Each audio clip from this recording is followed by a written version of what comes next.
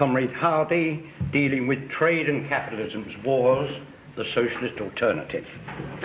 Well, Mr. Chairman and comrades, before I get down to the subject in detail, it may help to get things in proper perspective if I briefly refer to a few background factors. The first one, which is most important, capitalism is not just a collection of manufacturers and traders selling commodities for profit. It is first and foremost a collection of 160 independent states, sovereign states as they call them, each with its armed forces to protect the privileged class against its own working class and against other states. Secondly, not all conflicts result in war. Sometimes a powerful country will be able to exact terms from some weaker one merely by the threat of war without actually going to war. Thirdly, and this is very much overlooked, there are usually divided interests inside the capitalist class in each country. One of them, for example, I shall refer to later, is the conflicting interest between the export capitalists, the people who make profits by exporting commodities, and the import capitalists who are working in the opposite direction. Each of them, of course, trying to influence the government to swing government policy in their direction. Fourthly, trade conflicts are not only about markets, that is exports, they are equally about imports and how countries succeed in getting them. Lastly, on these introductory points, while sometimes all the capitalists are in favour of a particular war that their government is going to engage in, it can also happen that they are deeply divided, and occasions have even happened when the capitalists are almost unitedly opposed to the war that their government is going to commit them to. I now come to a seeming paradox about wars. I suppose everybody will agree that nearly all the people in all the 160 countries in the world, if they were asked, would say that they want peace, not war. Yet when their governments go to war, most of these people will be found supporting their government. Now, the question is, how does this come about? I have read a statement that says, and I quote, "It is people's fear and hatred that makes war possible." Well, of course, they've got the cart before the horse. When a government decides to go to war, it calls in all its resources of propaganda, usually backed by the political parties and the churches, to try to create fear and hatred among the population where they did not already exist. As I say, it isn't the fear and hatred that causes the war, it's the government going to war which deliberately creates fear and hatred. If the argument were really true, ask yourself a couple of questions. If human beings react violently against anybody who injures them, why don't the working class in all countries react violently against their exploiters whom they know? Why do they turn their fear and hatred, so to speak, against foreigners whom they in fact don't know? Secondly, the question arises that if it is human nature that seeks an outlet in war, why is it that about 90% of all the troops fighting in the two world wars have been conscripts? Why don't the people just rush forward into battle? Why does the government have to drag them in against their will to go and get slaughtered? There have been politicians who've used this argument. Benito Mussolini was one of them. He used to go around saying that it's people's violent passions that have to have an outlet in war. Well, Lowe the cartoonist did a quite telling cartoon on this. He showed a big hall with a packed audience and Mussolini bawling at them, "It's your violent passions that have to seek an outlet in war. War's your responsibility." But instead of Lowe showing the hall filled with excited Italians saying, "Yes, we want war, give us war," he got the hall filled with a lot of meek, frightened, passive-looking sheep. And this, of course, was the answer to Mussolini. But, of course, in the real world, the workers are sheepish to this extent, that when somebody like Mussolini comes along and tries to whip up support for a war, unfortunately, most of the workers allow themselves to be led astray by people like Mussolini. One thing you'll find about all the governments that go to war almost all of them will use the argument that their particular government and their particular country are peace-loving, and that it's the foreigners who are forcing war on them. As Shakespeare put it, and I quote, "This happy breed of men, the envy of less happier lands." All the governments will present their wars in this sort of picture. Now, how does British history stand up to this amiable picture of Britain's wars? I jotted down a list of all the countries with which Britain has been at war. I got to 23, and I'm sure there are some I've left out. There is, in fact, more than 23. And going through the list in alphabetical order, it starts with Afghanistan, America, Abyssinia, goes on to the Boer republics of South Africa, and then through China, India, and so on. And right at the end of the list, in the alphabetical order, you get Tibet and the Zulus. Now, I ask you, does it really sound sense that this peaceable lot of people living in the country where we happen to be have been surrounded all through their history by all these other countries filled with warlike people who keep on attacking the British way of life? I mean, the Afghans and the Zulus. What did they ever do to people living in London, for example? The answer is, of course, it's a piece of nonsense. But don't get it wrong. This is the picture of British capitalism's wars. But of course you get exactly the same picture if you look at the history of all the other countries. Their record is just the same. Now, capitalism is international, but capitalism does not unite the 160 nations, it divides them. And I start off with a quotation from Marx and Engels, who set the pattern for all of this. And I quote, "The bourgeoisie finds itself in constant battle at all times with the bourgeoisie of foreign countries." So why does capitalism cause conflict among all these people? Why is it true that the capitalist class in all countries are at all times in conflict with each other? We can start with the way all of these nations came into existence, and this also was dealt with by Marx and Engels in the Communist Manifesto. They called it political centralization, forcibly engineered by interested capitalist groups. And this is how Marx put it: in independent or but loosely connected provinces with separate interests, laws, governments and systems of taxation become lumped together into one nation with one government, one code of laws, one national class interest, one frontier and one customs tariff. That's how these nations were formed, all of them, all the 160. But this inevitably brings, as they're forming one of these nations, it inevitably brings them into conflict with their neighbours, because each of these groups trying to set up a nation, try to bring within their frontier a sufficiently large population, sufficient means to produce food and other things that they'll want for their industry, and also all of them trying to get an easily defended frontier, which of course all their neighbours are trying to do the same and come into conflict with them. There is always conflict about this, and very frequently wars. Look at the history, for example, in the 19th century, the wars that Italy was involved in the unification of Italy, or when Prussia unified Germany. They also had a series of wars with other people, as Denmark and Austria and so on, to set it up. Or look, in our own day, at India. Look at the formation of India, Pakistan and Bangladesh, with violent and bloody wars in the process of setting up these different countries. And you can see the same conflicts going on now. You can see the Basque provinces of Spain fighting to get their independence from Spain. And you can see the Tamils in Ceylon, the Kurds at war with all the surrounding countries, because there are Kurds scattered over 4 or 5 different countries in the Middle East.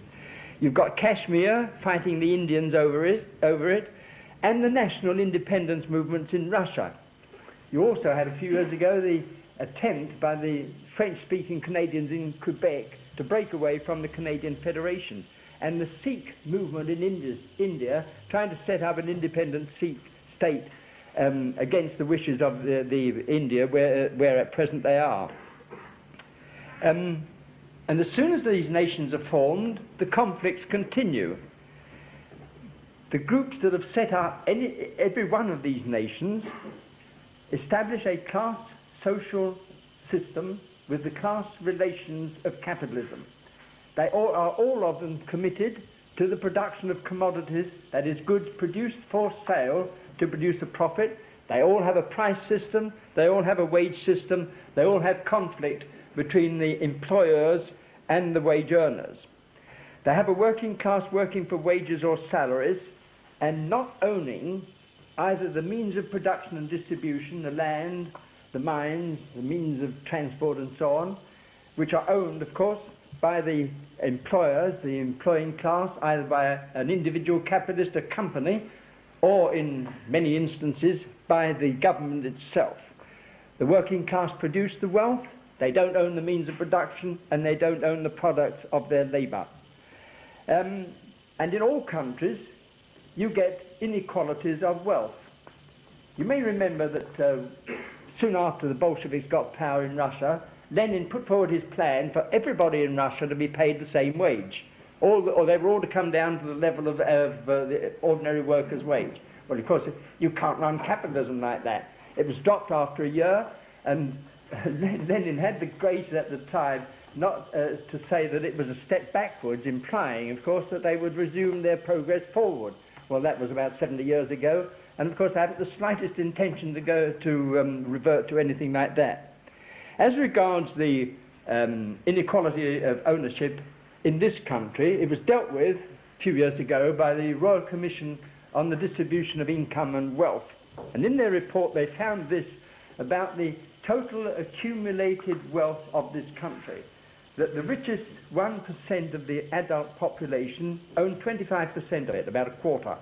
That the top 5%, the richest 5% of the adult population, own half the total accumulated wealth, and the top 20th, that's 1 in 5 of the adult population, own 85% of the accumulated wealth of this country, leaving the poorest 80%, the great majority of the population, with only 15% of the total. Now, it is to protect this privileged class position that the armed forces are set up, both to protect the property owners against their own working class and, of course, against foreign capitalists. The government in each nation then has to tackle its problem. All governments have to see to it that their population are more or less adequately fed, and they therefore need food supplies. They need raw materials, they need sources of energy, coal or oil or something like that, and in order that industry can carry on. And to the extent that these things are not available within their own frontiers, although they would try to make them so at the beginning, they have to get them either by trade or by other means. Other means, frequently meaning forcible ones, by going to war. And of course, when their industry is established, they are also looking for markets for its products. All of these are causes of conflict and sometimes, of course, of wars. At this point, there are people who will say, well, yes, that's fine, that's a description of America, Britain, France and Germany and so on, but what about the socialist countries in the world? Well, of course, there are no socialist countries in the world. There are some countries that choose to call themselves socialist, but in all of them, they have got these features of capitalism. They have all of them got commodity production. They've all of them got inequalities of wealth and income. They've all of them got a wage and salary earning working class that don't own the means of production and distribution and don't own the products. And of course, they have all of them got armed forces to protect this situation. I now want to get out of the way some fallacious economic theories about the cause of war. I may say that none of these theories are Marxist. The simplest one is this. There are people who say that the capitalists have to export what they do export because there is no purchasing power available in the home market to buy those goods, so they've got to send them abroad and try to get somebody to buy them outside this country. Well, it's easily answered. Last year, British capitalism exported goods to the total of £78,000 million. And this theory asks us to believe that the British capitalists had to send this 78,000 million pounds abroad because there was nobody inside this country able to buy it. Well, it raises the question, who was it who bought the 85,000 million pounds of imports? Who brought all these imports into this country, and what do they do with them? How did they find anybody to buy them? The answer is, of course, quite nonsense. It comes up against the second problem, this. Since, according to this theory, every country lacks purchasing power, to whom were these 78,000 million pounds of British exports sold? Because, by definition, all the other 159 countries in the world themselves have no purchasing power and therefore can't buy it. They're all of them, in other words, exporting stuff, trying to sell it abroad, with nobody to buy it abroad, because they can't find people to buy it at home. There's also one other aspect of it. America and Russia only export 10% of their total production. Britain exports about 30%, and that's 3 times as much. And there are some other countries that export considerably more than 30%. Well, is it to be supposed that America, for example, with its vastly greater total production than Britain, is less affected by this alleged shortage of purchasing power in the home market? Obviously, it wouldn't make sense. Now, there are several varieties of this particular theory, which I won't go into. Some of them are rather complicated, but there is one of them that is worth going into for a very particular reason. It was the economist J.M. Keynes who put it forward in his book, The General Theory, published in 1936.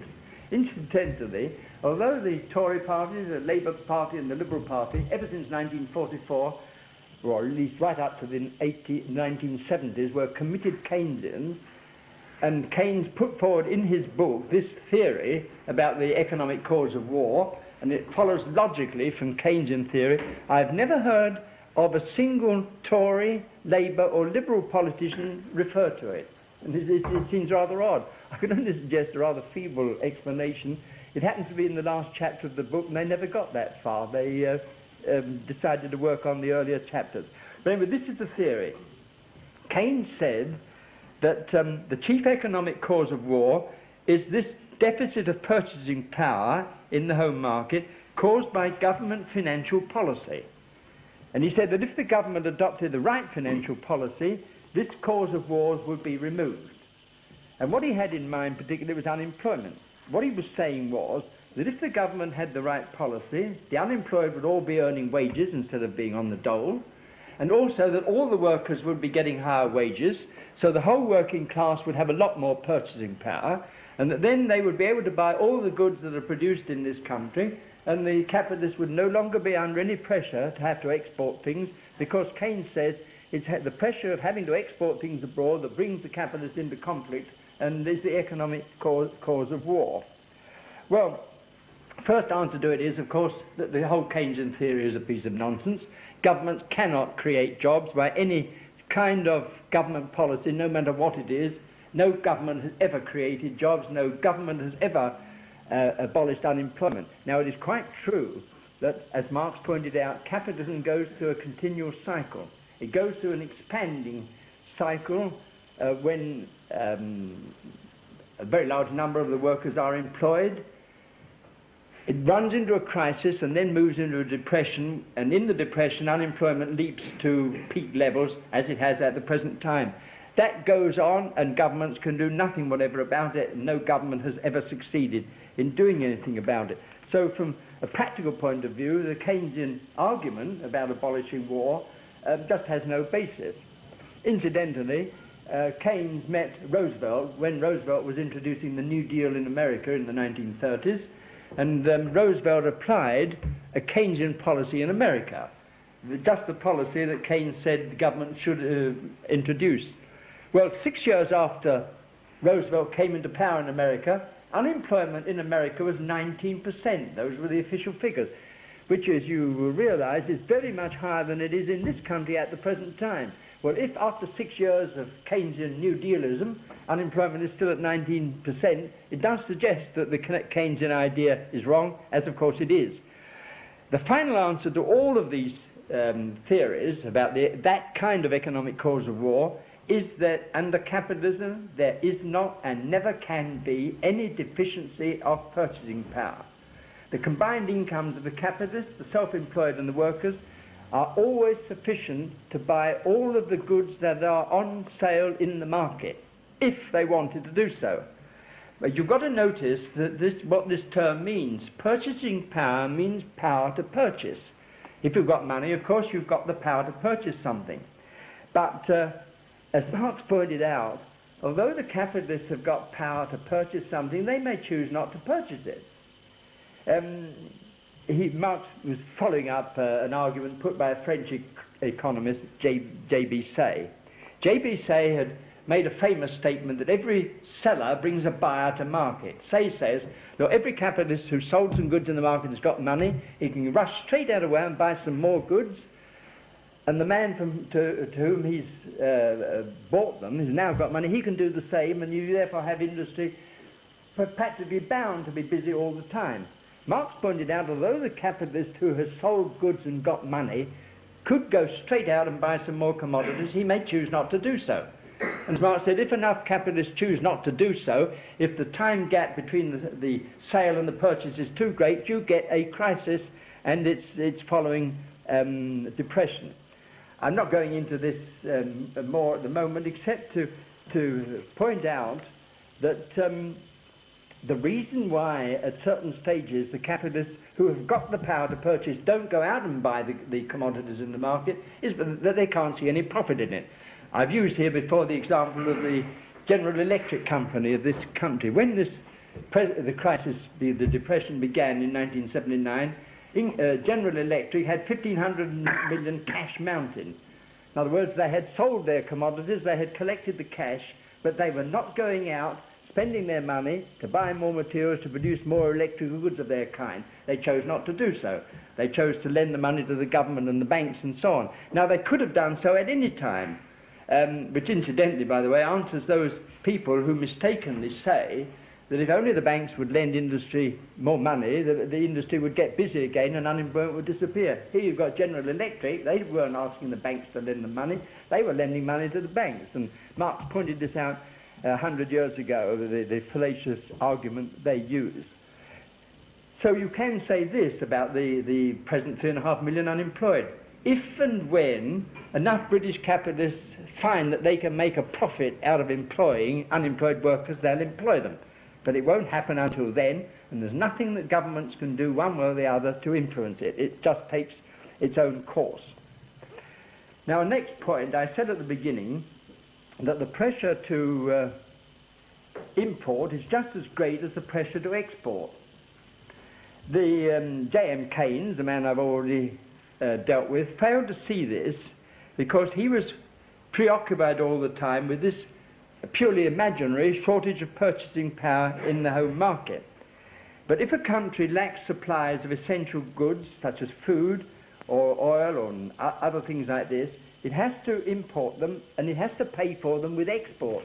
So you see, initially the pressure on a government in this situation is the pressure to import to try to get hold of the resources it needs and pay for them eventually with exports.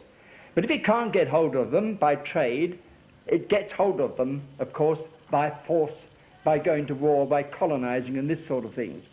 Now, putting the thing the right way round, it was Marx's colleague Frederick Engels who pointed out years ago that it was the search for gold that led the Portuguese to Africa, and it was not exports to India, but imports from India that led to the conquest of India by the Portuguese, the Dutch and the English.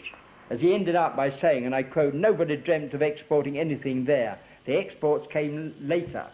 Now the second thing is to notice, the point I already made at the beginning, that the capitalist class are always divided about most issues, about things like inflation and deflation and interest rates.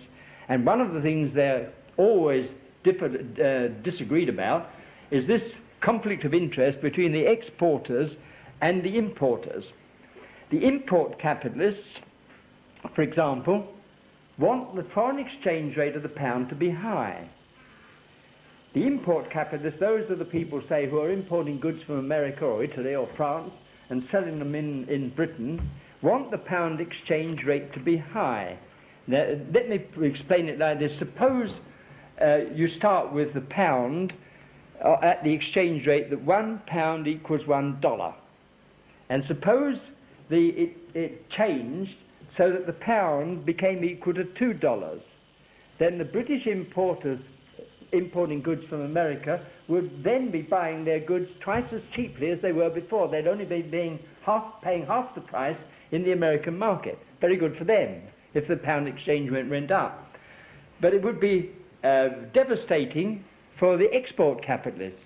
Again, if the pound exchange rate went up from being equal to $1 to being equal to $2, the unfortunate British exporters would now find that they couldn't sell their stuff because the American buyer would now be having to pay twice as much for the same quantity of British exports.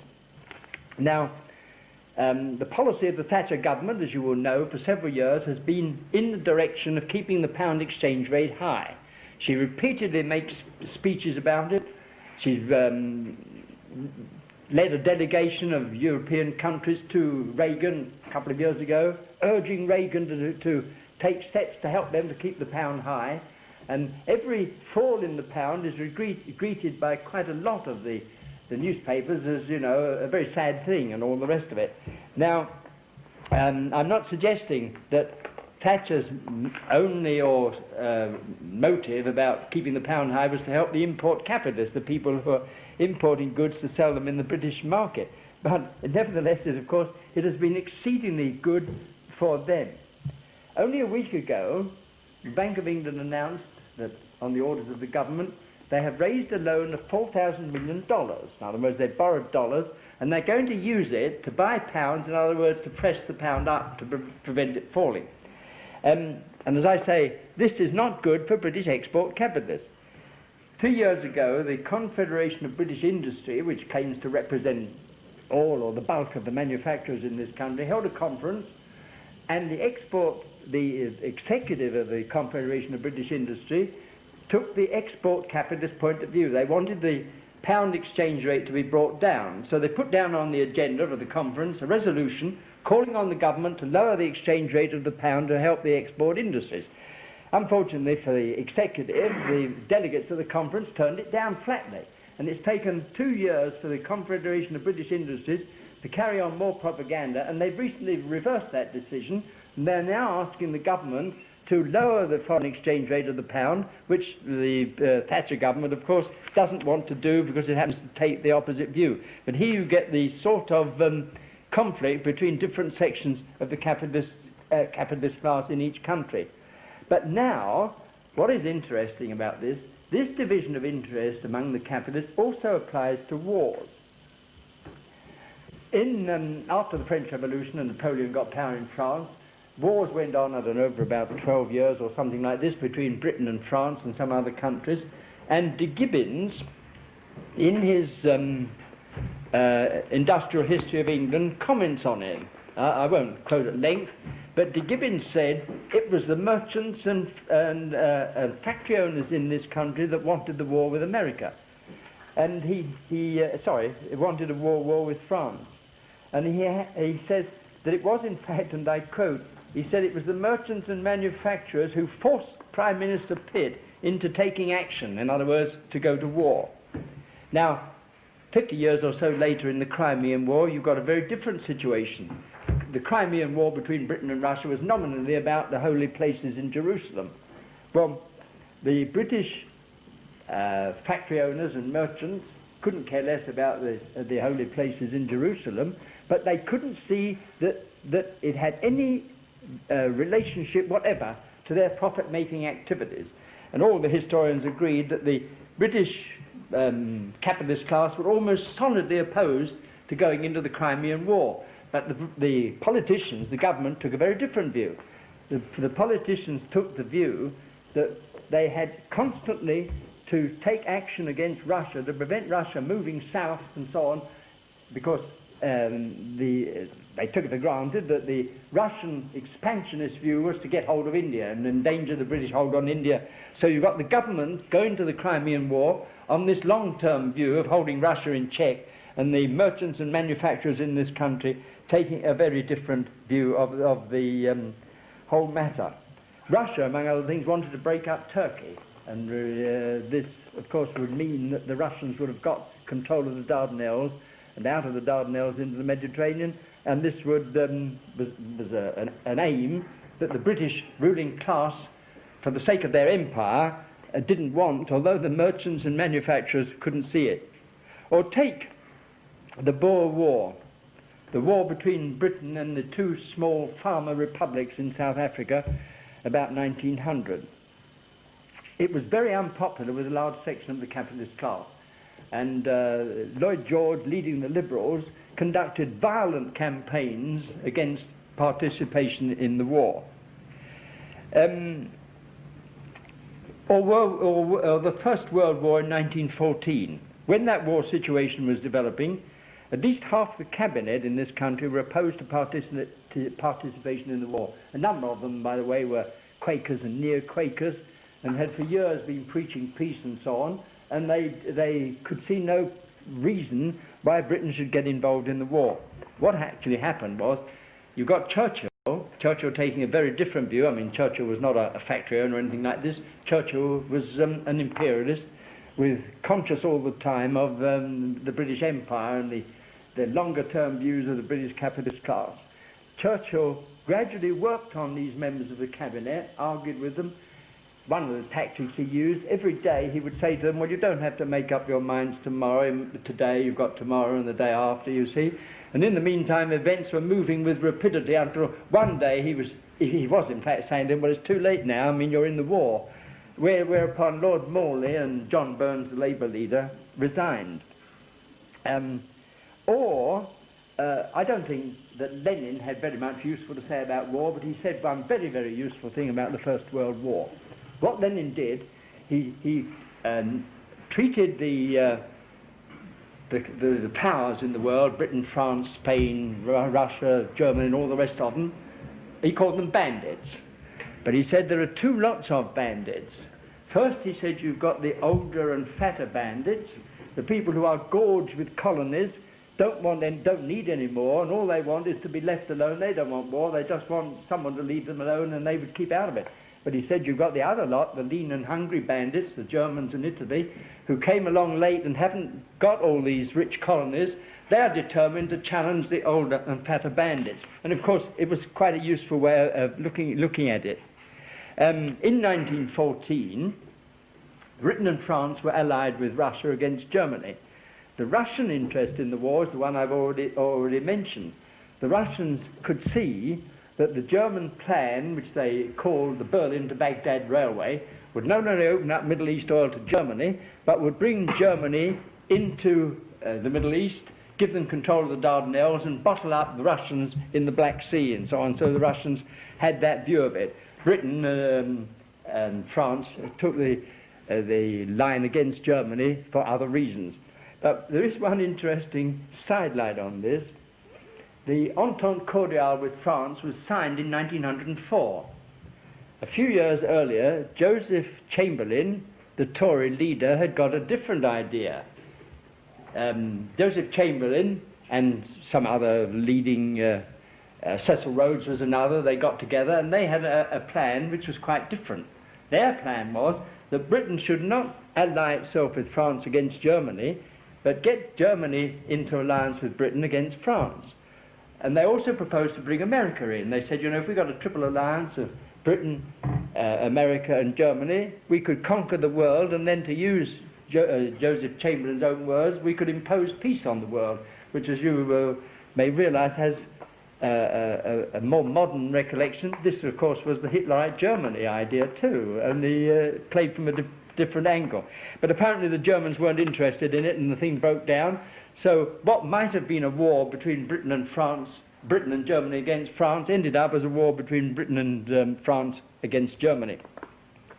It's worth continuing this by having a look at what actually was behind some of the wars. There was that Boer War I've mentioned.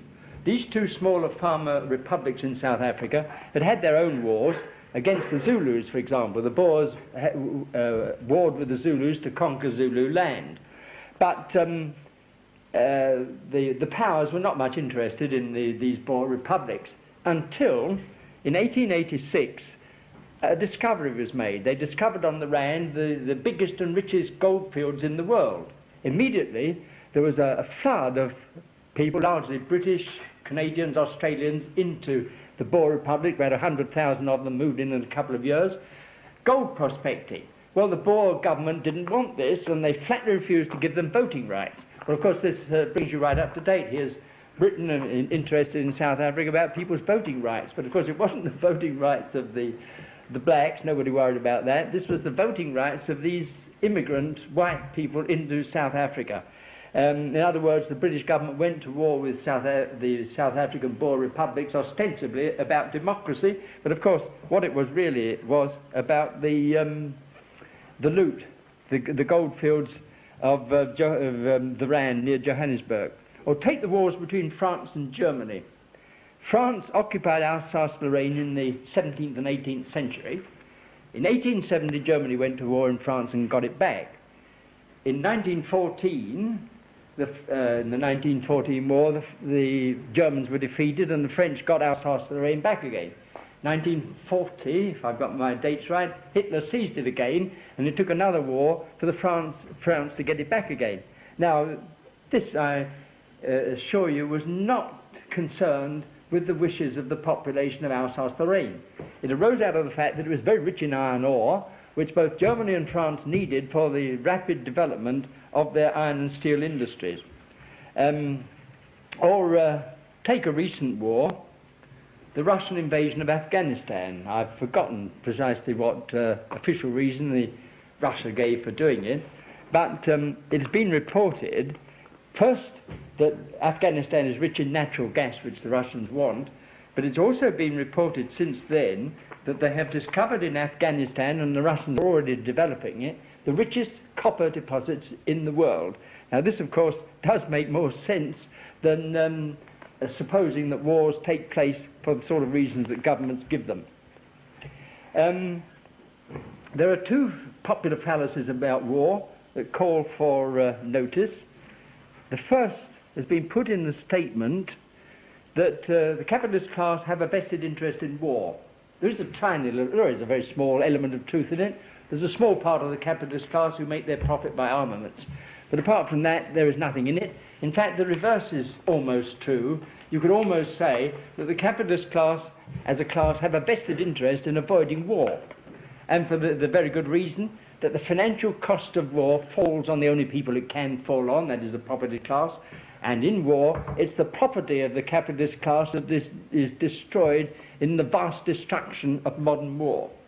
Professor Bowley wrote a book about the First World War in which he analysed the wealth and income of the British capitalist class before 1914 and showed what had happened to it by 1924. It had come down very considerably. They were paying for the war. It was their property and their foreign investments that had disappeared.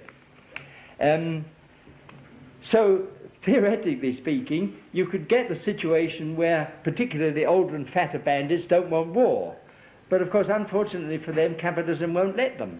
There are always some expanding capitalist nations, like Germany in 1914, prepared to take a chance on winning a war and getting out of it rich rewards that would make the thing worthwhile. Now, there used to be an idea that war could be run at no cost because the victors make the defeated pay reparations. Germany did it to France in 1870. They tried to do it in 1914. Lloyd George, the Prime Minister, used to go around saying two things: we'll hang the Kaiser and we'll make Germany pay for the war. Well, they never hung the Kaiser and they never made Germany pay for the war.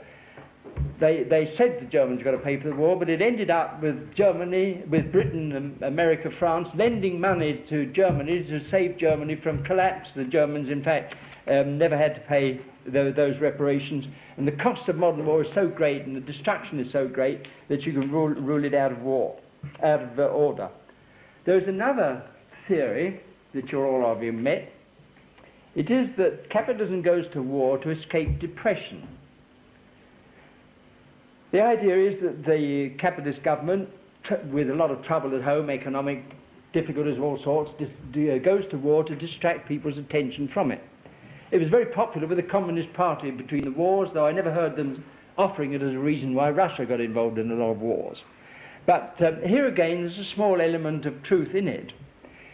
Occasions do happen where a government in difficulties will go in for a bit of foreign adventurism, even if it's on a small scale, like making violent speeches denouncing a lot of foreigners. You remember that spate of denunciation of the Nones of Zurich at one time.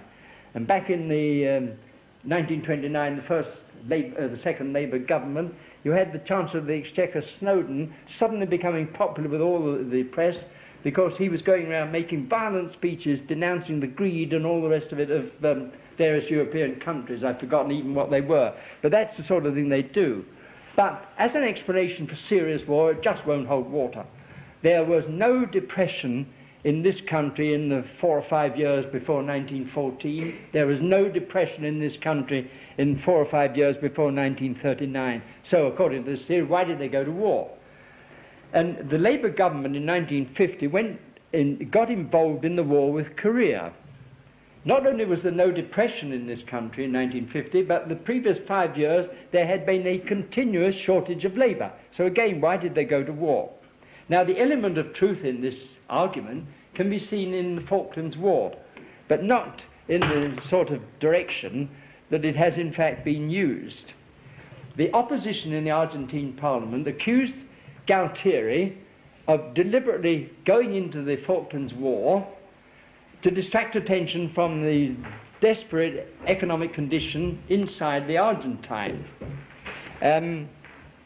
But Galtieri did not invade the Falklands because he wanted war or even thought that he was going to get involved in war.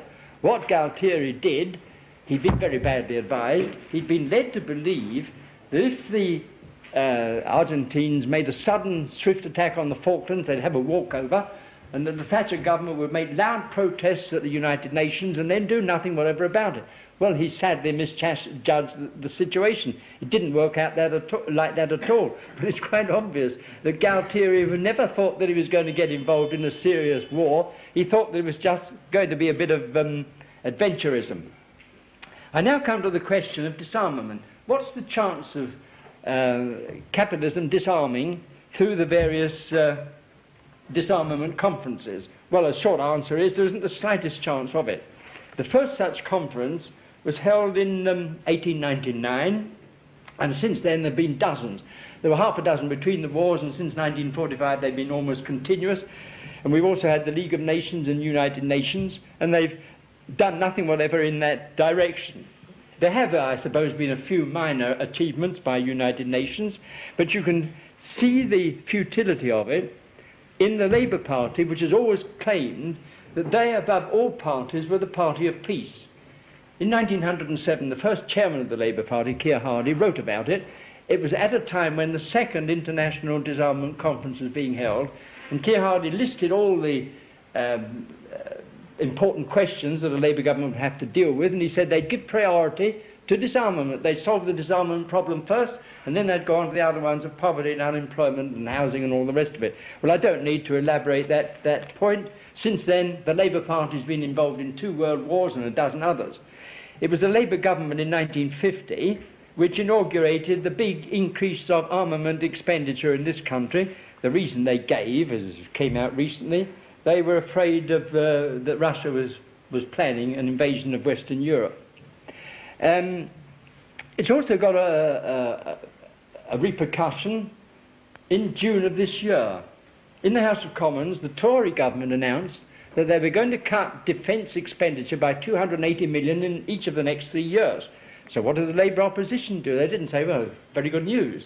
They had down an amendment which read like this, that the government's actions were leading to damaging cuts in Britain's conventional defence responsibilities and Britain's defence industrial base. They went on to say that, among other things, the government was endangering the British Navy. They said the British Navy needs 3 new frigates a year, and instead of guaranteeing that these would be provided, the Tory government were creating a situation, and I quote from the Labour opposition, in which Britain would soon be without the capacity to build its own warships. And this is the party that claimed that they were particularly the party of peace and so on. One issue that's been constantly discussed among the supporters of capitalism and its wars is whether a capitalist country should have big armaments or little armaments. There's one school which quotes the old saying, if you want peace, you prepare for war. The other lot say, if your armaments are too big, you create fear in your neighbours, they get together and they may take preventive action and you're involved in a war. Which brings us to the Churchill family. Obviously, Sir Winston Churchill belonged to the big armaments people. Always Churchill was arguing for bigger armaments. But the strange thing is that his father didn't. His father, Lord Randolph Churchill, in 1885 was Chancellor of the Exchequer in a Tory government, which was planning an increase in armaments to meet the threat from Germany. Lord Randolph Churchill objected, he resigned, and it ended his career. He argued, and what he said was this, he said the more heavily armed a country is, the more likely it is to get involved in war. Now, of course, they're both wrong. It doesn't matter whether a capitalist country is heavily armed or lightly armed, they all get involved in war when the situation is moving in that direction. Another thing about disarmament conferences, in fact the most important thing of all, disarmament conferences are not about disarmament. Disarmament conferences are about saving money. And it started with the Russian government finding the burden of armaments more than they wanted to bear, invited all the countries, all the powers of Europe, to a disarmament conference at The Hague in 1899. And I quote the invitation. It said, it was to secure a possible reduction of the excessive armaments which weigh upon all nations by putting a limit on the progressive development of the present armaments. They held the conference at The Hague. They passed a number of resolutions, dealt with some things like poison gas, and one very interesting one, they dealt with the throwing of missiles from balloons. At least that is something we don't have to worry about these days. But the thing they did do, they set up a permanent court at The Hague to deal with disputes between the nations. It's still there, but nobody, of course, pays much attention to it. Another supposed way to avoid war is the propaganda of the various peace societies. There have been scores of them, starting with the Peace Society itself, which was formed after the Napoleonic Wars, to guarantee that it would never happen again. Well, of course, it's been happening ever since. And some of these peace organizations have not been specifically to end war, but to end the use of particular weapons of wars, like submarines or aeroplanes or bombing open towns or poison gas or germ warfare. And of course the latest of all is the CND, the Campaign for Nuclear Disarmament, who want Britain unilaterally to get rid of all nuclear weapons. Their argument is that nuclear weapons are in a special class because they threaten the existence of the human race itself. They were formed in 1958, that's 28 years ago, and they particularly used this argument. They said, look, we begin this movement for unilateral disarmament. The other countries will be impressed by their seeing what we're doing here. They'll all fall into line and they'll all agree to get rid of nuclear armaments. Well, of course, it's been a total failure. There are now far more countries have got nuclear weapons now than in 1928, and many more of them who've got the capacity and the intention of getting them. And as regards the weapons themselves, of course, the collection of missiles in the world now is infinitely greater than it was in 1958 and infinitely more destructive. CND is also the idea that in a war, if this country has no nuclear missiles, it will not be attacked by enemy countries with nuclear missiles. They've got the curious idea that you are only attacked if you threaten anybody. They don't realize, of course, that what happens in capitalism, all the capitalist states, the 160 of them, are out for the loot. And if they find a country that, so I suppose is weakly armed and has got some rich deposits of platinum or gold or something like that there, that is an attraction to them. The CND people, of course, have forgotten that in 1945, when the atom bombs were dropped on Hiroshima and Nagasaki, the Japs had not got any nuclear weapons. In other words, they were a nuclear-free zone. It was not their fault, by the way. They had been working on the atom bomb themselves, but unfortunately for them, they were months behind. I've no doubt whatever. If, at that point, in 1945, the Japs had said to the Americans, the British and the Russians, a couple of hours after you drop those bombs on Japan, we'll blow up New York, Moscow and London, the bombs would not have dropped on Japan. But I mean, that is another question. What is interesting about CND, that unlike a lot of peace organizations, they are not opposed to war as such. They are not pacifists. Their present chairman, in an interview in the Sunday Telegraph, 17th of November 1985, described himself as a Christian non-pacifist. His founder of his church being the man who said, as lecturer said, thou shalt not kill. But he went on to say, it is not realistic to argue the country shall not have the means of defending itself. Now you see the choice of this word defence. It gives a certain gloss to this. Look, the wars we support will be wars to defend the people in this country. But of course, the conventional weapons they're talking about are the weapons of mass destruction to be used on all the other countries with which they happen to be at war. World War I was, so to speak, a CND war. No nuclear weapons, not a whisper of a nuclear weapon, purely conventional weapons. And what happened in World War I? In this country alone, the number of people killed was 812,000, and the number injured was 1,850,000. And if you take not only the Allies, but all the warring countries in the First World War, there were 8.5 million people killed and 21 million people wounded. And this is what conventional non-nuclear war can be. In short, the CND are misleading the workers in their particular arguments. And of course, like all the peace societies which support capitalism but want to get rid of war, they are making workers think that such a thing is possible when in fact it isn't. And politically, of course, CND will every time they're challenged on it, they boast. They say, look, our members are Labourites and Liberals and CND and SDP people and Tories. In other words, they're saying our members are supporters of capitalism. Well, their members being supporters of capitalism, of course, whatever good intentions they've got, they are not going to do anything whatever to get rid of war. One change, by the way, that has been brought about by the peace societies, if you attach any importance to it, if you look up old records, this country used to have a Minister of War and a War Department. They've changed all that. He's now a Minister of Defence and a Defence Department. But of course, the functions have not changed. They're exactly the same as they used to be. I now come to the policy and actions of the Socialist Party of Great Britain in regard to war. We have consistently opposed capitalism's wars, and we have done so on the ground that the interests of the working class is not served by capitalism's wars. The capitalists have armed forces for their own purpose, and they don't set those armed forces in motion to serve the interests of the working class.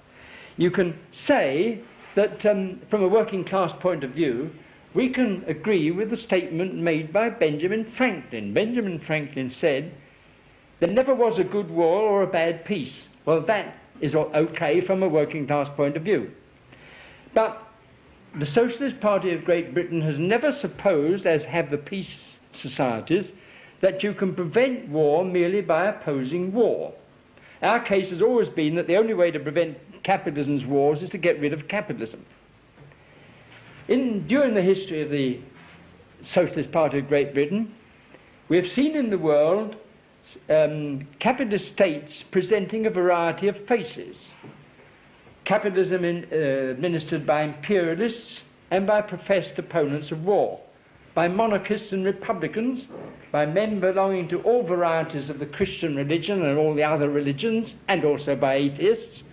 We have seen capitalism run by a particular lot, the zealots for free trade, in this country in the middle of the 19th century who argued that if only you could extend free trade to all over the world, this itself would bring permanent peace to the world. Well, of course, it didn't work.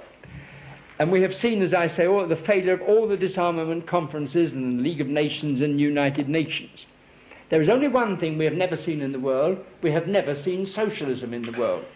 And how and why, therefore, would socialism obviate war? Socialism will not be a class-divided society with a propertied class needing armed forces to protect its property and privileges. It will not have production for sale and profit. It won't be seeking markets or seeking sources of raw materials or having to protect trade routes or frontiers. It will not be divided into separate capitalist nations fighting each other. It will not have governments exploiting differences of language and religion to stir up national hatreds. It will not have class conflict between owners and non-owners, between the capitalist class and the working class. It will be organised worldwide on a basis of common ownership of the means of production and distribution. Production will be solely and directly for use, so that the only function of production will be to put things at the disposal of all the citizens of socialist society on the basis of free access. As regards the achievement of socialism, it involves, first of all, the winning over of the working class to an understanding and acceptance of the socialist case. You cannot contemplate socialism being run except by socialists. So that even if it were possible to gain control of the machinery of government and the armed forces without a socialist working class to do it, it would serve no purpose whatever, because you couldn't introduce socialism. Secondly, the socialist working class have got to be consciously and politically organised to gain control democratically of the machinery of government and the armed forces. That is, of course, to gain control of Parliament, the local councils and the rest of the machinery of the capitalist state. In that way, and only that way, can the capitalist class be dispossessed and the road cleared for the establishment of socialism. In the words of our Declaration of Principles, socialism will involve the emancipation of all mankind without distinction of race or sex. It will also rid the world of war.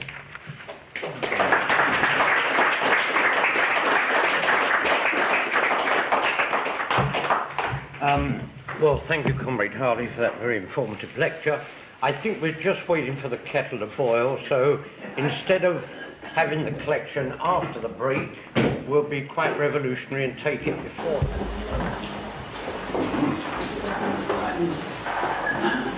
Yes. Okay. I'd like to ask Comrade Harley a question which has been floating around the party for quite a time. Is that, assuming that the working class had taken control of the forces of the state, including the armed forces, under what circumstances would it be necessary to use these armed forces, or would it never be necessary? Well, you've got the question.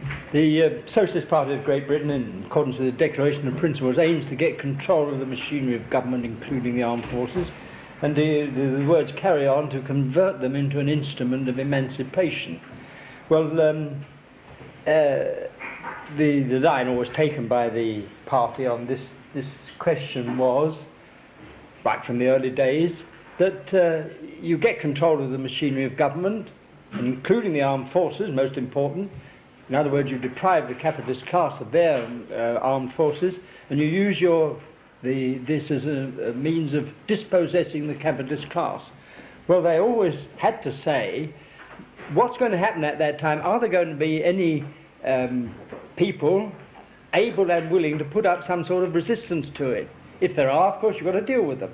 And the sort of answer always given by members of the party dealing with it, I've got one in my pocket actually, a lecture given by Fitzgerald back in 1936, and he said they will know what the situation is, they will know what to do, and they will know whether they have got to, just how long they've got to keep control of the armed forces to do what they want to do. Now, we don't know. My own personal view is that no problem is likely to be arise. But we can't answer the question for them. They'll know what to do. If they are faced with any sort of difficulty, they'll have to treat it accordingly. But obviously, I mean, it would not make sense and would be contrary to our Declaration of Principles if our Declaration of Principles said, which it doesn't, we get control of the machinery of government and the armed forces and we immediately disband the armed forces. I mean, if there were the elements at that time able, with the means and with the intention of causing trouble, obviously that would be silly. I mean, and they just wouldn't do it. There is one further point about this. I was looking at a statement on this subject where it referred to the introduction of socialism. Well, of course, you've got to stop and ask yourself what you mean. Socialism, as a fully functioning system of society, means a society in which you are able to provide free access, where people can go and take out of what has been produced everything that they need. Well, if you look at what capitalism is like now and what it's likely to be, at that moment when you get control of the machinery of government and armed forces, you will not be in a position next day to say to everybody in the world, there it is, you can go and take it, because it won't be there. As Marx said, the first task of socialists when they've got power will be to increase as quickly as they possibly can the socially useful goods that people will need. And if you want to define it, I mean, you think you've got to be able to say that wherever people live in the world, there has got to be all the things that they need for life. Food, clothing, shelter, education, transport, entertainment, hospitals, all the rest of it. Well, to imagine that that exists in the world today is, of course, quite illusory. It doesn't. Somebody else in the front. Does not that presuppose that you could do without the armed forces, so that at the moment of the social revolution, that there would be a majority in any given area all over the world? In other words, the conditions are exactly the same everywhere. Because I can envisage a situation where the majority of the people of the world want socialism, over 70 or 80%, but there are some areas where there will be problems, where in fact you may have to call in armed forces into those forces. Food, clothing, shelter, education, transport, entertainment, hospitals, all the rest of it. Well, to imagine that that exists in the world today is, of course, quite illusory. It doesn't. Somebody else in the front. Does not that presuppose that you could do without the armed forces, so that at the moment of the social revolution, that there would be a majority in any given area all over the world? In other words, the conditions are exactly the same everywhere. Because I can envisage a situation where the majority of the people of the world want socialism, over 70 or 80%, but there are some areas where there will be problems, where in fact you may have to call in armed forces into those forces. I mean, I don't say it's bound to happen. It could be, as you say, completely. But the actual implication of the fact that you won't need them is everything will be absolutely easy. Yeah, but of course, again, you cannot answer the question. No. See, nobody can say at that point there just won't be any problem.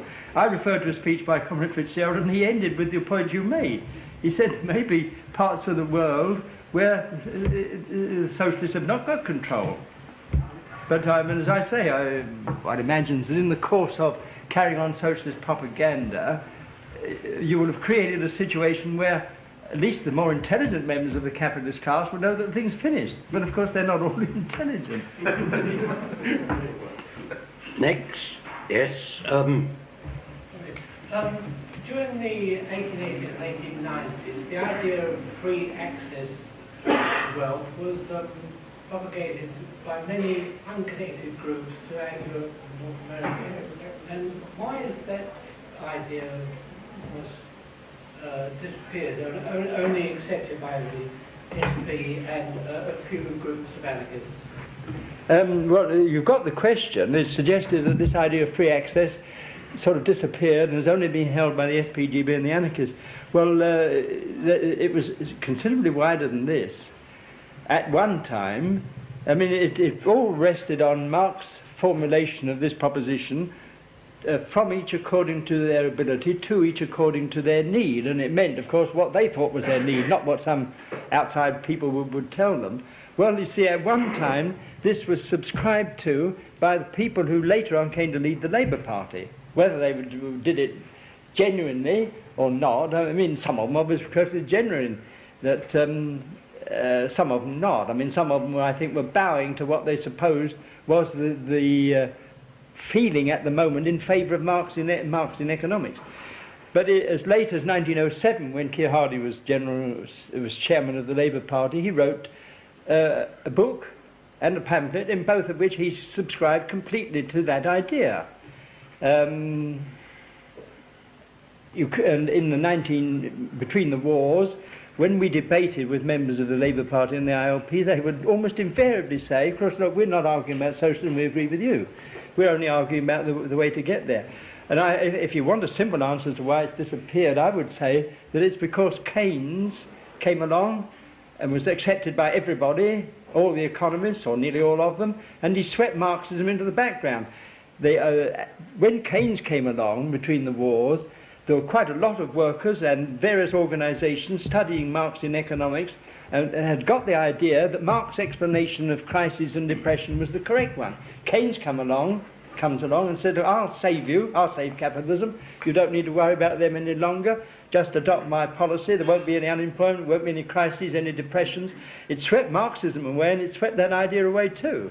Although the last reference I saw to it was in a pamphlet published by the Fabian Society in the early 1960s by Professor Sargent.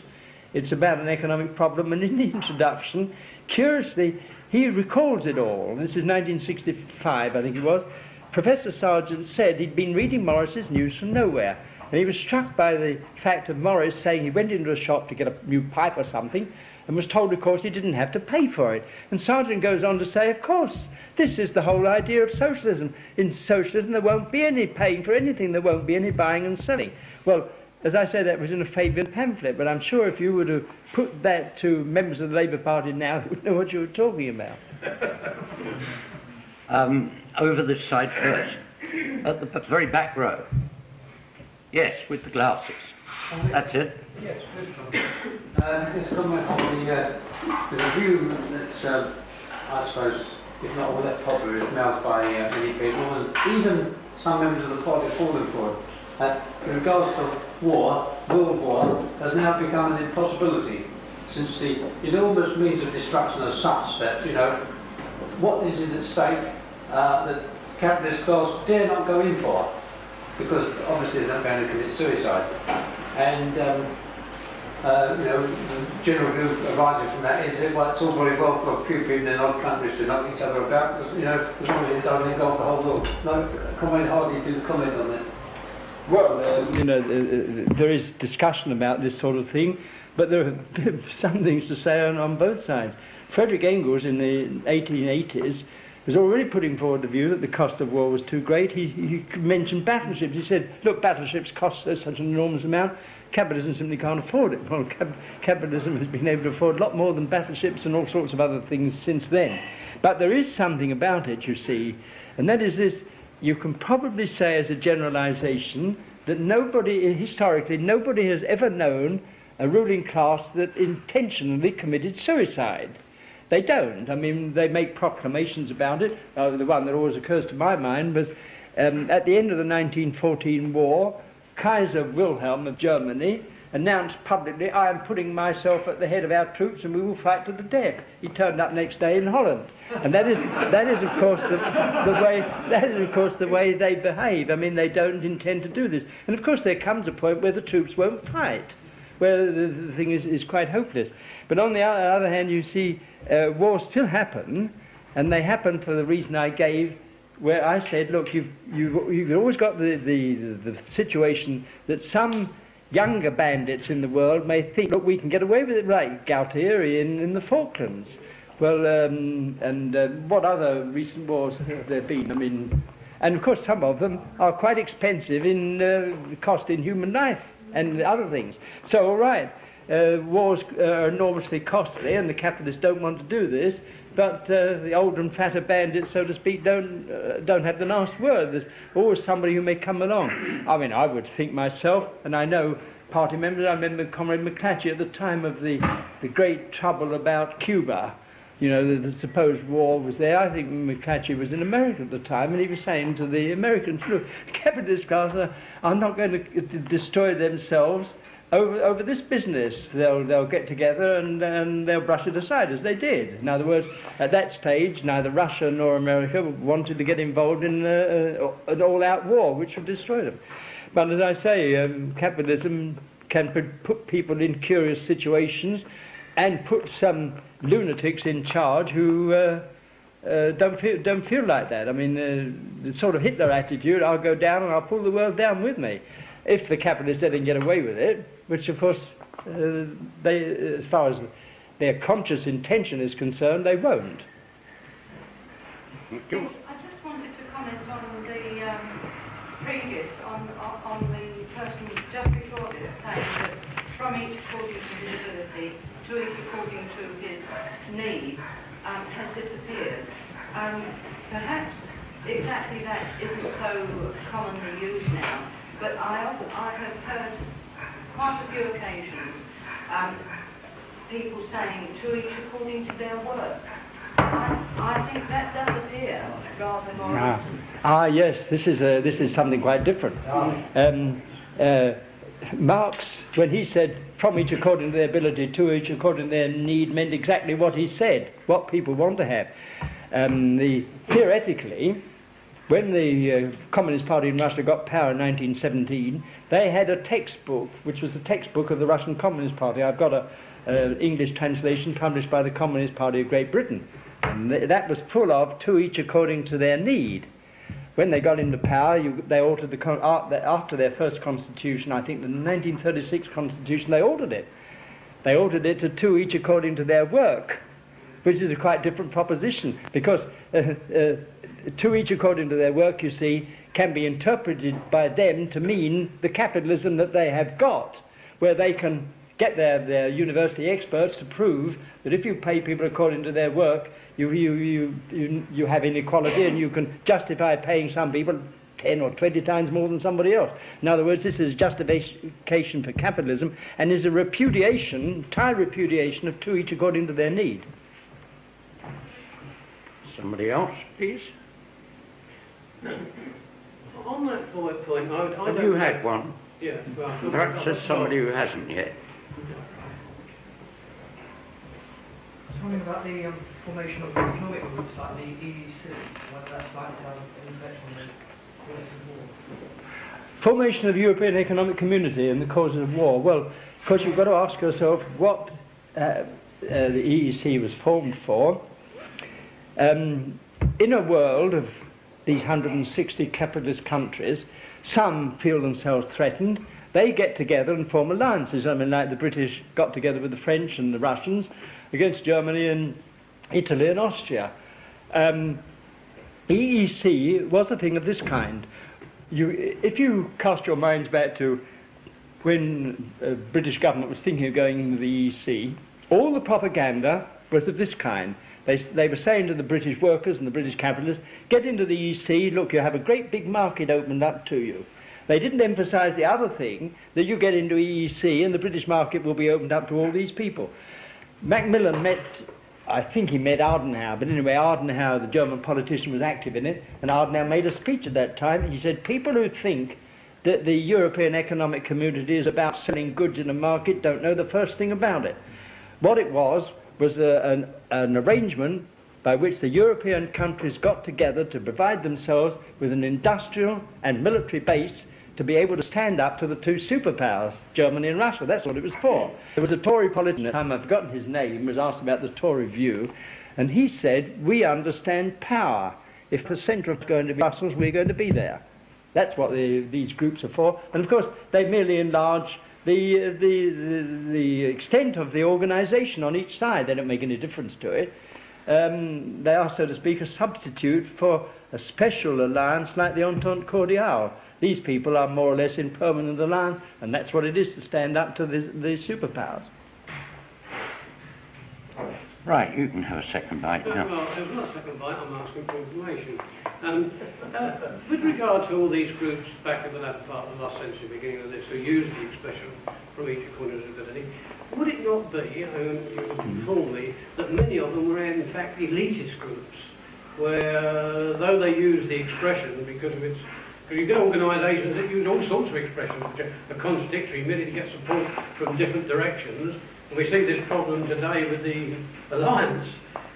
Could it not be that, or would you say no? Well, I mean, ask yourself, you see, it came into this country through the work of from Marx, through the work of Heinemann, introducing Marxian books into this country and the Social Democratic Federation. But in 1890, when the Conference of English Socialists met, and they all signed the Manifesto of the English Socialists, largely drawn up by William Morris, the people who were there were the Social Democratic Federation, the Hammersmith Socialist Society, that was William Morris, and the Fabian Society. The IOP weren't there because they were only just forming. Well, William Morris spelled it out there exactly what it meant, and you would have thought that it was completely waterproof, that anybody who signed it must have known exactly what it meant, and I think that it did. It's true that the Fabians were elitist groups, and later on they tried to rig on it. They dropped out. Sidney Webb said, well, I didn't really mean it. And Bernard Shaw said, it's all real nonsense. But it was noticeable that he didn't say it was nonsense until William Morris was dead, or he would have got a dusty answer from William Morris. But as far as the SDF was concerned, the members and of the Hammersmith Socialist Society, I would say, this was quite genuine. They knew what they were talking about. And I would say that at the time, Keir Hardie did it in 1907. You see, I mean, although his general ideas were mistaken, it was how it was going to be done, I think he was quite genuine about it. Because you can't say he did it in 1907 for some purpose of political gain, because in 1907 there wasn't that amount of Marxist influence in the Labour Party to make it worthwhile. I think he read his Marx, by the way.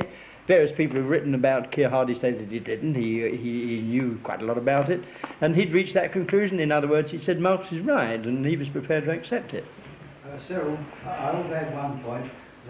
This alteration... Should you? What? Should you? Yeah, I could tell. Oh, well. It was Stalin, of course, this villain who invented it, to each according to his work, and he did it to back up the destruction of the equalisation of the final destruction of the last remnants of Lenin ideas. Yeah. When he said it's not Marxism, Marx said that people get different rates for different work. Somebody else, please. Well, look, while you're thinking of it, could I just make a couple of brief announcements? One, this is an extraordinary meeting in as much you're going to have two chairmen, because unfortunately I've got to go and Comrade Davis is taking over. But the important part I wanted to mention was this. As you've probably noticed over the 5 meetings, there's lots of odd wires around, and at the back there's some sort of camera, and we've videoed it. Yes. We've videoed the whole of this series. Now, Comrade Buchanan is going to obviously look at the 5 and possibly a certain amount of editing, and we hope at the end to come up with a complete selection of videotapes dealing with Comrade Hardie's lectures. We're doing this with an eye perhaps to the American market for fairly obvious reasons, but for those of you here who may have a video machine or are interested in it, then later on I think we shall, possibly through the columns of the Socialist Standard, make an announcement as to what's available and what the cost is. A hell of a lot of work's gone into it, and again I'd like to thank Comrade Buchanan for coming along to all the meetings and setting up all this apparatus and doing what he has done. Now, can we have the next question or participant in discussion, which Comrade Davis will be in charge of. Thank you very much, and I'm sorry I've got to go. Jory?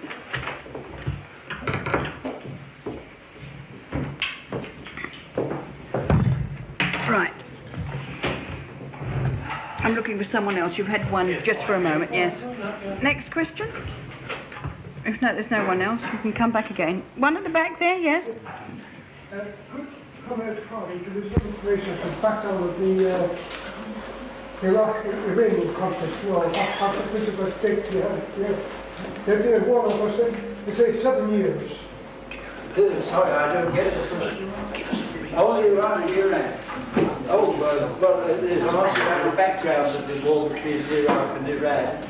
If you take the Iran first, most recently, it's because the Iran, that mad priest who's the head of the affairs in Iran, regards the Iraqis as infidels and they've got to be destroyed, but also because he particularly hates Assad, the head of the Iraq government, and is going to insist that the war will never end until they've got rid of Assad. Well, if you look back at what happened, if you look at the geographical position of the two oil-producing countries, and rather narrow seaway in between, what they're really fighting about is control of the waterway in between them.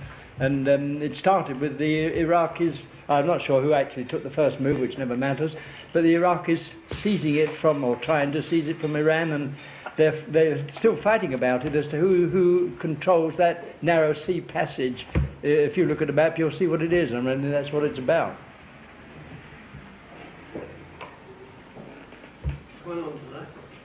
Oh, yeah, hang on a minute. Same subject. Yeah, and we've got several hands going up now, so... Okay. Comrade Robertson. Yes, comrade. I think it was Engels who argued, and he, by the way, was not supposed to be no mean military historian. He argued in anti-During that war under capitalism would negate itself. He put forward a good argument that way, and I was just trying to, square that with the position that there is today. I mean, I know there's been war every day since the end of the last war, but I'm talking about in the major powers. Is it possible that the ruling class of the superpowers do realise that it's suicide for them as it is for millions of their subjects? Yeah, well, why are you saying that Engels thought that, so to speak, they would reach a situation where they eliminated war? Because I mean, that's it, you see. The bulk of them, again using Lenin's phrase, the older and fatter bandits, would love this to happen. But see, how do they prevent a challenging newcomer coming along? Because it's always happening. It just goes that way. There was another theory put forward, either by Lenin or by J. Hobson, I've forgotten which it was, that the world would reach a state in which a very few number of people had a complete monopoly over the whole world and would run everything. Well, of course, it just doesn't happen. I mean, it hasn't happened, and the competition is as fierce between all of them now as it was then. I'm afraid that this hope is just not on. See, how would you get all the governments in the world to agree? Do they ever agree, for example, at United Nations? They obviously don't. Or you've got this situation, you've now got, in one sphere, you've got three groups in the world. You've got America and NATO, you've got Russia and Comecon, and you've got another group which claims a membership of 101 nations. They were meeting a few weeks ago, who call themselves the Uncommitted Nations. And I noticed that they at the end of the conference, they issued a statement to the other powers: look, we want you to get busy and cut down armament expenditure. If you look at United Nations records, the people in the world who are increasing armament expenditure faster than anybody else are the third world, the uncommitted nations. I mean, this is the sort of thing they get. And of course, they're not uncommitted, they're all committed to capitalism. Right. The three main opposition parties are offering us a mixture of public works and Keynesian policies to reduce unemployment by various amounts from 2 million downward. What do you think the effect of this will be? How unsuccessful will they be? And what will be the counter effect of their policy? Well, of course, we come back to this question as to whether governments can do anything or whatever about unemployment.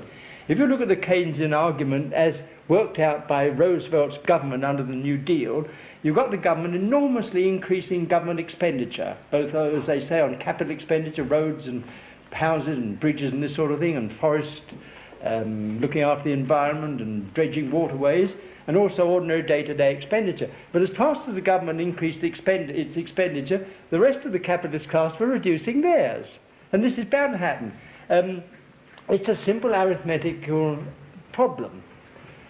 To start with this, a government cannot increase its expenditure on anything without there being a corresponding reduction of expenditure somewhere else, either by the government or by the rest of the population.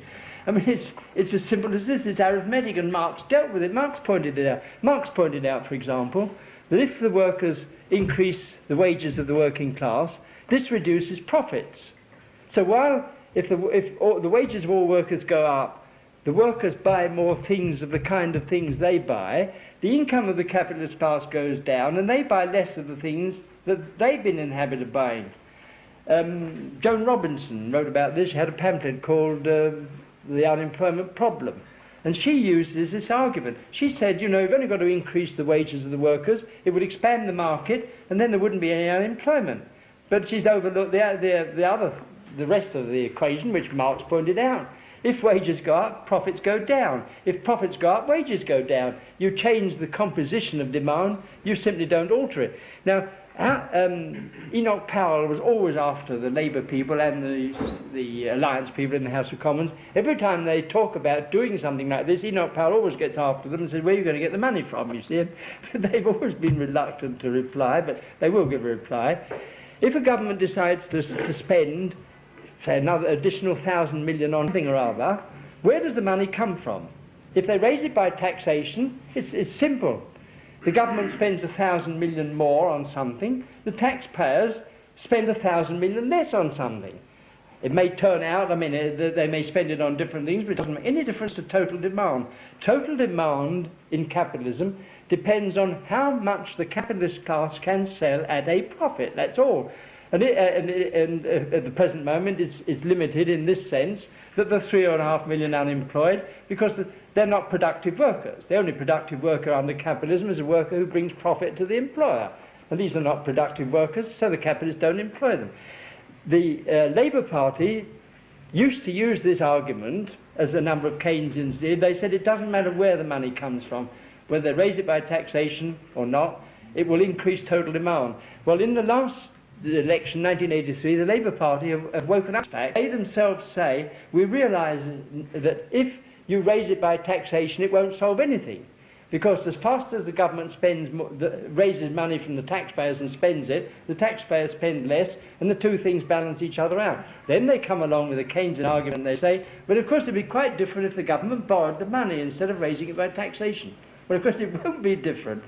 If you lend £1,000 to the government, buying some government stock or something, you can't spend £1,000 yourself, no matter what the Labour Party says.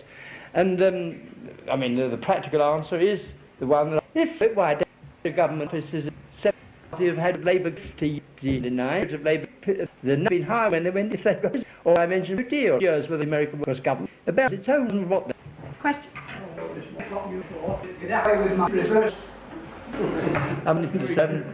It isn't buying when there was this money on advantage of it in the years Second World part they ended and things rate jumping up. There is an amount going on in the country which is getting the money to go to and let you want something certain. You've got to well since in Libya using by really is no who want the use. How do employ the worker anything? Barter it.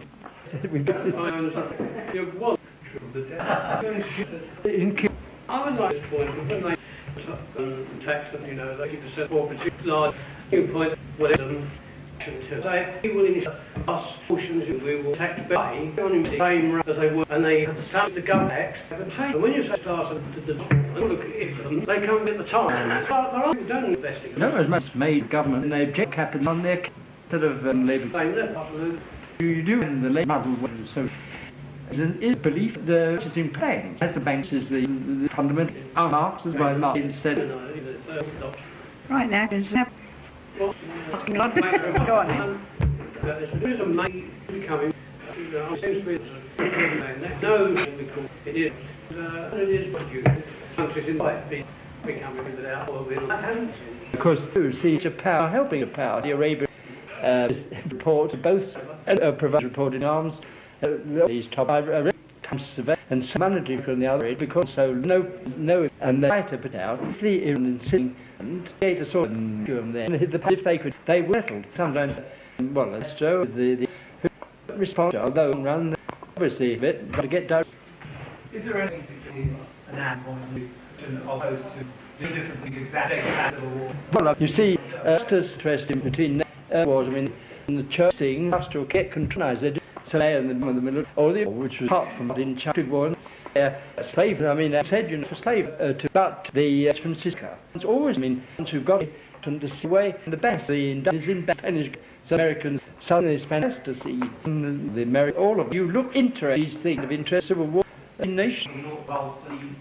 A lot of base more than that, and that go on to like it, being the mastery of said past incubus thing, in other words, on the story, even college, free conference went told the just second, and on the thought to the back. Question? On the bus suggestions, propaganda, right. Oh, we've got to do this. Had a lot of news by that. In other words, brought them up. You remember, some have been come their independent thoughts that they may remember sentence it was armed civil power to trade. It was 417. They ideally want the under their discipline and to politics, taking them along. It's been in authorities and forces. Happened somebody together and they create a lot of things like this. But in the capitalists don't understand as after the they got position, no stand without and they used to have an army now, they're on from the same thing. But under control, as in 90 said their forces, fight for Ireland. This is the government of Ireland to be Ireland, and the commanding army in Ireland, they do it, the action and you might gain. But put that losing it with the loser in the design about the problem out. Oh, I see this can be on occasion. Capitalists invented. Anyone else? All feel I'm sure you were information. Yes. Thank God. Very happy to do so. I hope serious.